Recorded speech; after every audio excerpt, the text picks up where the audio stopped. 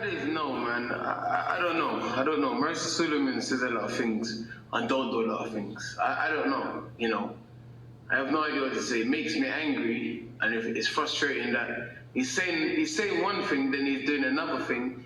Number one, Tyson Fury refused to fight me in a WBC mandated fight for the WBC Diamond Belt.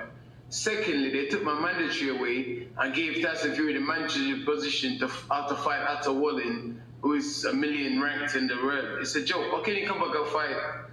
What's the geezer's name? Tom Shorts and Atta Wallin or whatever, and then end up being the mandatory challenge after I've been fighting back-to-back top 10 contender. They suspend my mandatory position without true cost or proper evidence or anything and make that. It's a joke. It's a joke. And I don't care whether Tyson Fury and Wilder is contracted. Wilder is injured. So anybody they should mandate Tyson Fury to fight me as they've done already before. They mandate him to fight me for the Diamond Belt. Then they took it away. But after Tyson Fury refused to fight me, he refused. It wasn't me that refused. I accepted the fight that was mandated by the WBC. He refused to fight me, and then after I'm being punished, and they rewarded him for fighting Tom Shorts after being off for 3 years. This is a joke. It's an absolute joke. Those are the words of Dillian Whyte. Dillian Whyte is frustrated. He calls it a joke. He calls the WBC a joke. And I'm glad he did counterpunch himself because, as you guys remember yesterday, he blasted Tyson Fury for taking his belt or stealing it. But he didn't do anything. Someone else. He said they gave it to Tyson Fury. And that is the WBC. Okay? And I'm glad he mentioned that because it's not Tyson Fury. What I see is it is a joke. It is. Mauricio Sulaiman is a respecter of person. He follows the money. He follows the reputation. He follows whatever the buzz is around the fighter that's the most popular at the time that he can profit off of. Okay? What Dillian Whyte said as regards to fighting Tyson Fury for the Diamond Belt, that was a last year proposition. Okay. Tyson Fury turned that down. He didn't want to fight. He first agreed to it. Then he said, no, I'm not going to fight for that. If you guys can remember that, he did agree to fight for a Diamond Belt, a WBC Diamond Belt, fighting Dillian Whyte. That did not happen.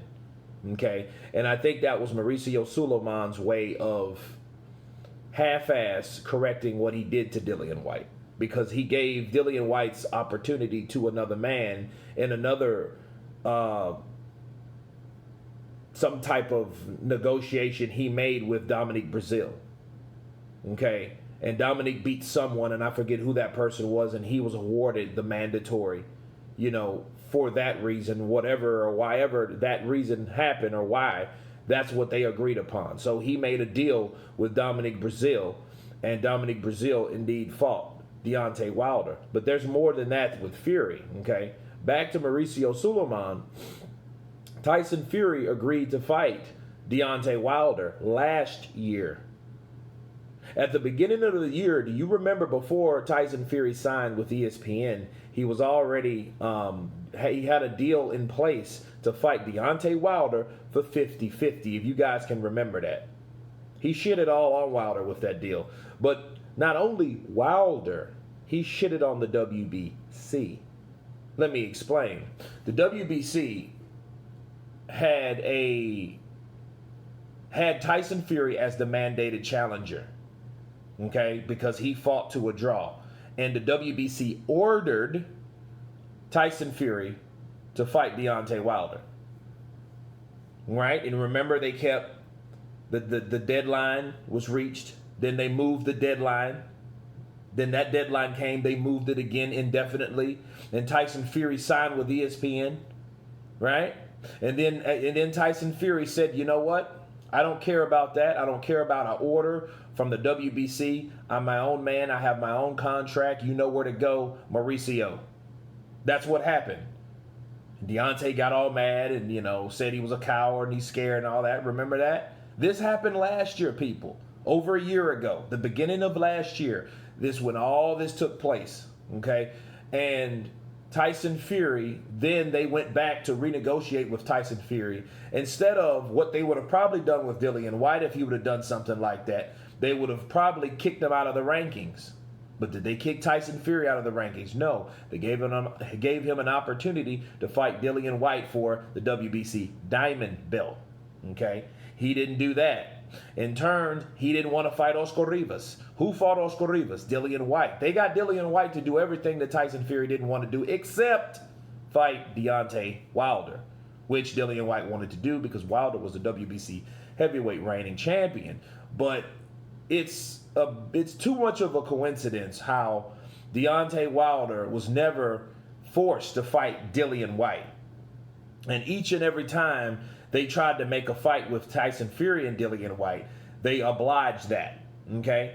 Now listen, when that UCAD, BBB of C, and then VADA and all, really wasn't even VADA, but the UCAD situation with the drug test with Dillian Whyte, okay, what happened? What did they do in return? Like Dillian Whyte was mentioning, they made him a mandatory once again.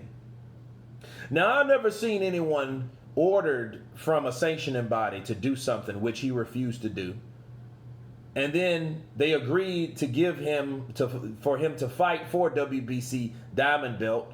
And then he thought about it, agreed, then thought about it again, then changed his mind and decided not to fight for the Diamond belt. Then all in the same year, at the end of last year, you make him a mandatory again after he's already told you, after you've ordered him to fight Deontay Wilder for the WBC, he tells you no.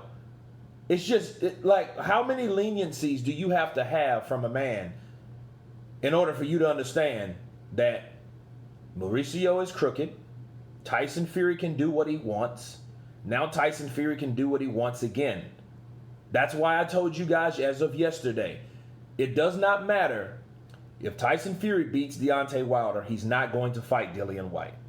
Dillian Whyte's caught in a limbo and he's trying to go by the rules, which the rules, the people that made, don't go by their own damn rules. Okay, they don't even enforce them. Okay, you can see of what happened last year with Tyson Fury. Tyson Fury, you know, if that was a regular, ordinary fighter, Tyson Fury would not be able to fight for the WBC at all because of the discrepancies and the things that he's already done. He violated the WBC many times last year. But then you have Dillian Whyte saying, hey, you know, I'm the mandatory. I'll do what you want me to do. But the time he started running his mouth, what did they do? That was conveniently the time when that drug test came up funny, right? So yet Dillian Whyte is frustrated again. He's doing the same thing again. So don't be surprised if something happens with Dillian's drug test again. That's my prediction on that, guys. And furthermore, let me make this point known. Dillian Whyte is absolutely right, and I didn't even really think of this, but Deontay Wilder is injured, okay? He can't even train until July. He's in rehabilitation right now. And where is it in a contract as a person? Yes, he has to fight him within a certain amount of time, but if the person gets injured, whose fault is that? It's not the other fighters. The other fighter has to continue his career or make the best possible fight. Now, I see what Dillian Whyte's saying. He's trying to find any type of way, but that is a good reason, okay? Deontay Wilder is injured. We don't know if he'll be ready at a certain time or not. He's injured. It takes people longer to heal, especially if you keep breaking the same shit all over again and again, right? So we don't really know how long Deontay Wilder is going to be out, but it's unfair to Dillian Whyte for them to hold a contractual obligation for someone that's injured. Because injuries, we don't know, okay? We don't know how long, okay?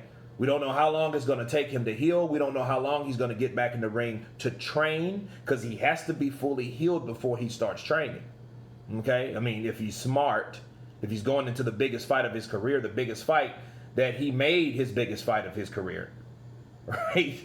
There are other big fights that he just didn't fight or whoever, but that's another story. So you would think that he was going to be properly healed, right, to start training again. That could take months. Then understand something. We're almost at the middle point of this year. A year's not very long when you're talking about boxing, fights, and schedules.